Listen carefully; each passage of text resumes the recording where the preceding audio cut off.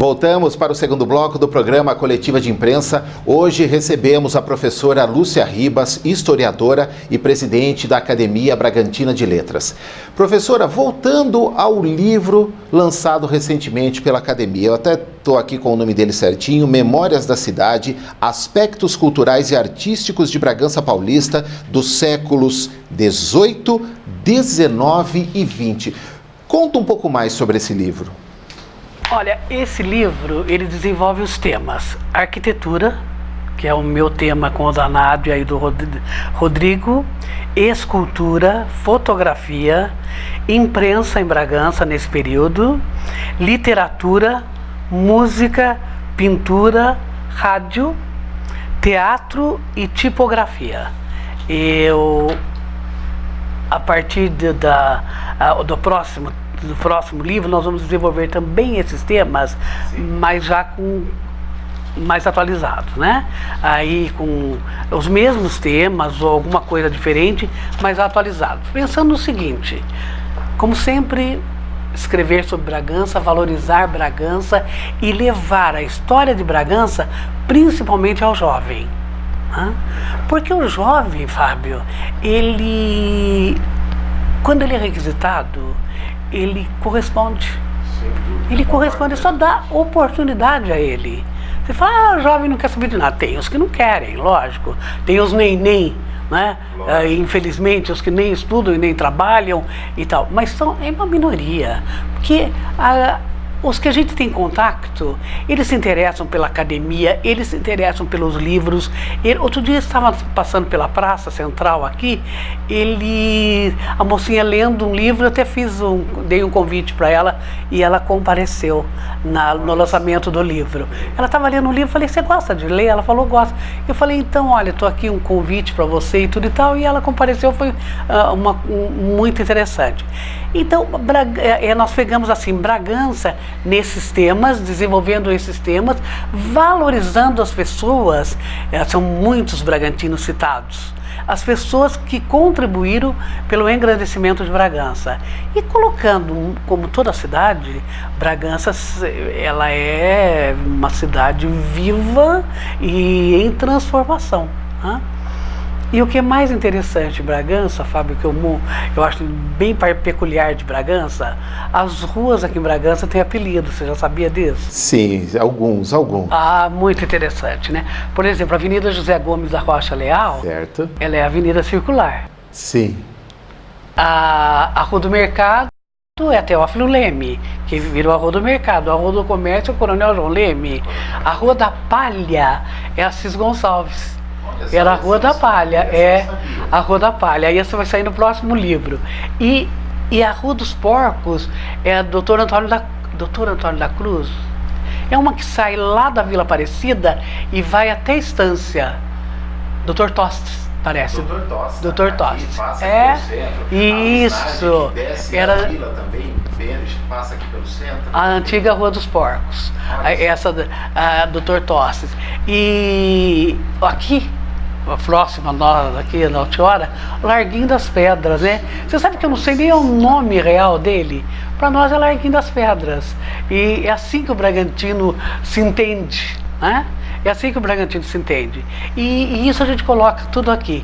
Uma cidade dinâmica, uma cidade interessante, porque ela vai desde o Império, ou melhor, ela vem do Império, né?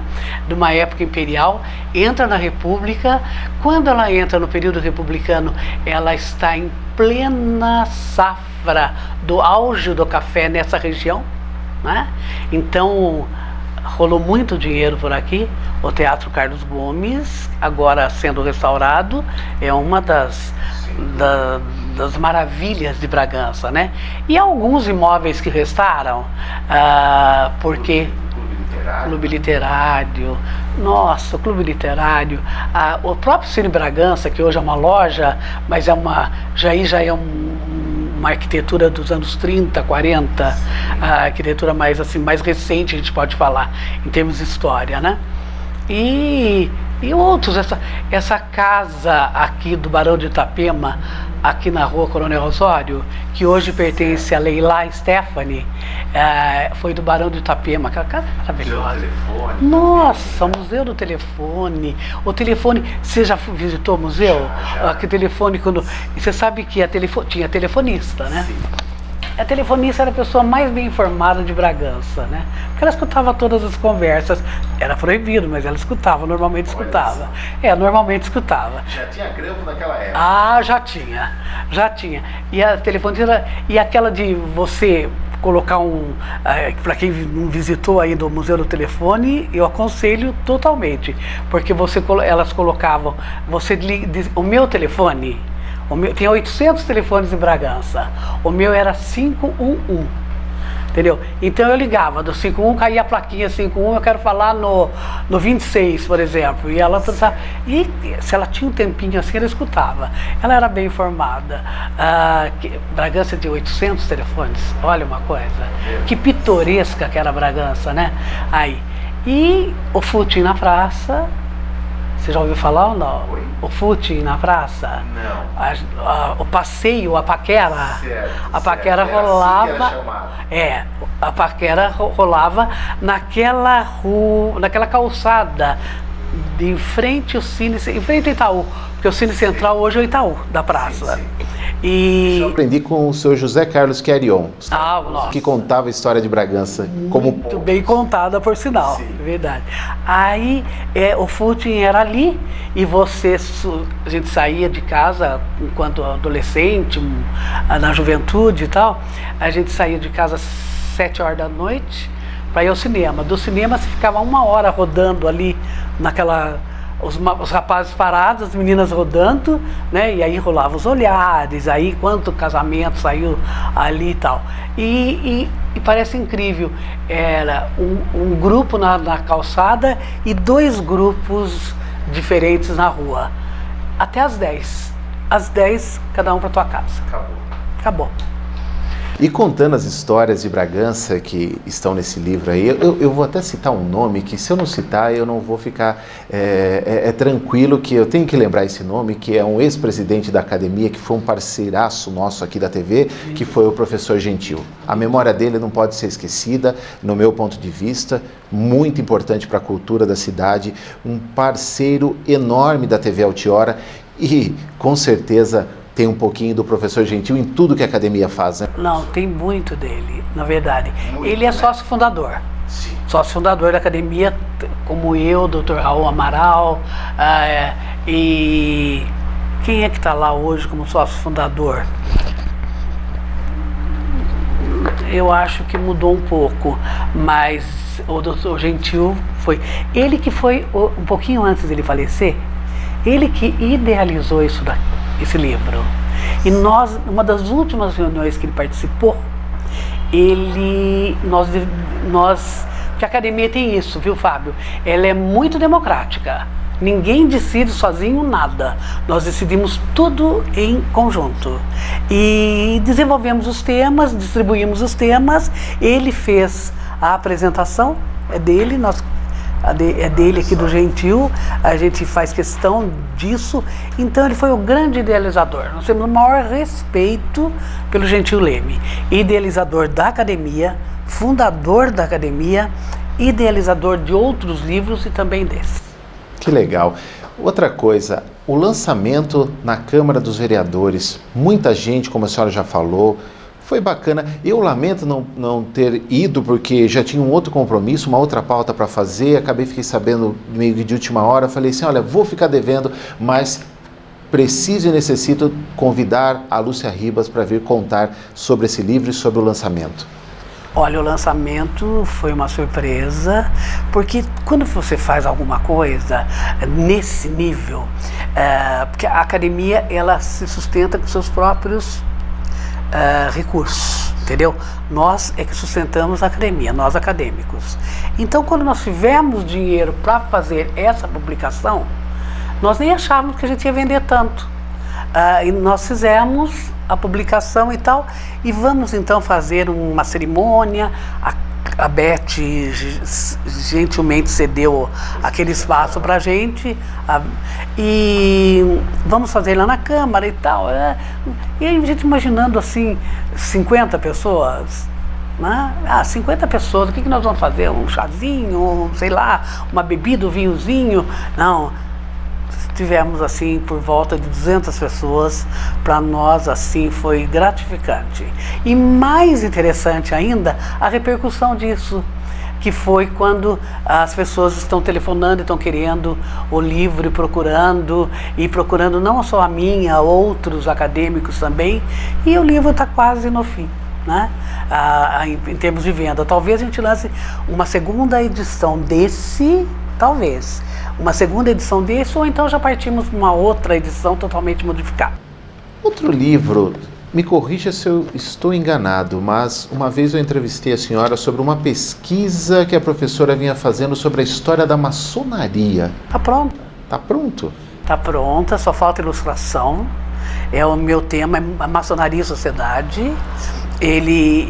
Eu foco a maçonaria no geral e a loja maçônica Amor da Pátria com alguns detalhes, né? E devo lançar assim.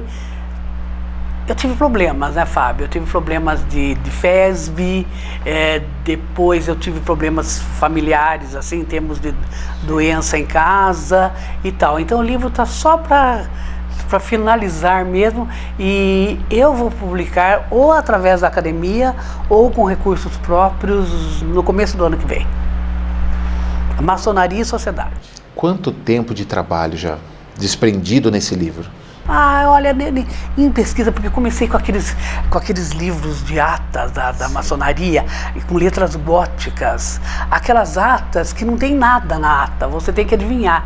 Exemplo, mas eu fiquei apaixonada pela pesquisa, né? Exemplo, em uma das atas estava escrito assim: o venerável designou fulano de tal para arrumar uma alugada. Uma alugada, uma casa alugada, uma sala alugada e tal. Aí, 20 atas depois, era uma escrava alugada para tomar conta da esposa de um deles que estava doente. Porque a escrava, na época, era uma propriedade. Então, você tinha 2, 3 escravos e não estava usando mais seus escravos, porque as pessoas da fazenda tinham escravos, da zona rural, mas os da cidade também tinham. E você tinha 2, 3 escravos, podia alugar uma. E até chegar nisso foram assim 20 atas depois que você leu, entendeu? Então eu faço nesse livro um relacionamento da maçonaria, da loja maçônica Amor da Pátria, e da história de Bragança e da história do Brasil paralelo, um paralelo entre esse emaranhado. A Amor da Pátria é uma das mais antigas do país, não é? Ela é de 1833. Ela foi fundada por um padre. Entendeu? Não vou contar tudo, porque senão depois como é que fica o livro, né? E vai vir aqui para contar sobre o livro. Venho, lógico que venho sim. Quando eu lançar o livro, eu venho aqui para mostrar para vocês aí e tal. E eu acho que vai ficar bom. Já tem algumas pessoas que já fizeram pesquisas do texto sem ele estar totalmente completo, sabe? Mas ele tá no finalmente. Eu sei que a professora é bem dinâmica, gosta de projetos, desafios, como já falou no primeiro bloco. Além dessa obra sobre a maçonaria, tem alguma coisa, algum projeto guardado em gaveta? Olha, Fábio, meu não. Só meu, eu tenho esse da maçonaria e a participação da segunda parte desse daqui. Aí, que é o que eu tenho hoje para isso. Mas a Academia Bragantina de Letras, já agora, em outubro, nós vamos lançar, em parceria com a Universidade de São Francisco, um livro de um acadêmico, Conrado Vasselslay. Ele vai falar sobre a história relacionada à igreja, sabe? Relacionada à igreja e à religião. E o lançamento deve ser em outubro. Eu devo trazer para você aqui o convite e convidar que você passe o convite aí para o público. Vai ser na Universidade de São Francisco. A data ainda está para ser resolvida esses dias. Eu ia te perguntar quanto tempo de Academia Bragantina, mas uma das fundadoras, então está desde o começo. 2003, Academia Bragantina de Letras. E nós estamos lá, é interessante. E é gostoso, sabe por quê? Você decide tudo em grupo, você participa e cada reunião, ela tem até faço convite para outras pessoas que se interessem, né? Entrar em contato com a gente, se quiserem participar da academia e gostem dessa área, da cultura, da literatura, da cultura.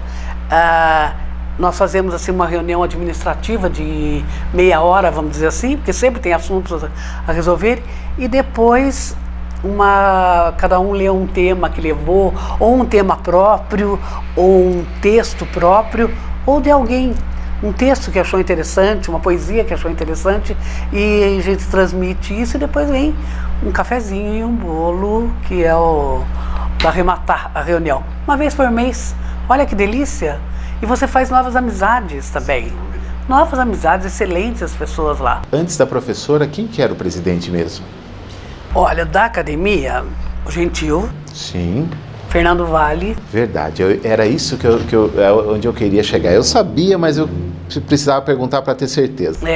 O Fernando quando o Fernando saiu que eu entrei agora. E eu termino meu mandato agora em março também. Eu termino meu mandato e acho interessante repassar, entendeu? Eu acho que todo mundo tem que ter essa experiência. O tempo de mandato é? 2 anos. É 2 anos, cada um faz 2 anos. O Gentil parece que fez 4, se não me engano, entendeu? Mas nós optamos por de cada 2 anos trocar, porque a gente acha saudável esse tipo de coisa. Ele é muito democrático. Nós vamos a mais um rápido intervalo comercial aqui no programa Coletiva de Imprensa. Hoje estamos recebendo a professora de Histórias, ex-presidente da FESB e atual presidente da Academia Bragantina de Letras, Lúcia Ribas, com muita história para contar. Coletiva de Imprensa faz mais um intervalo, não saia daí.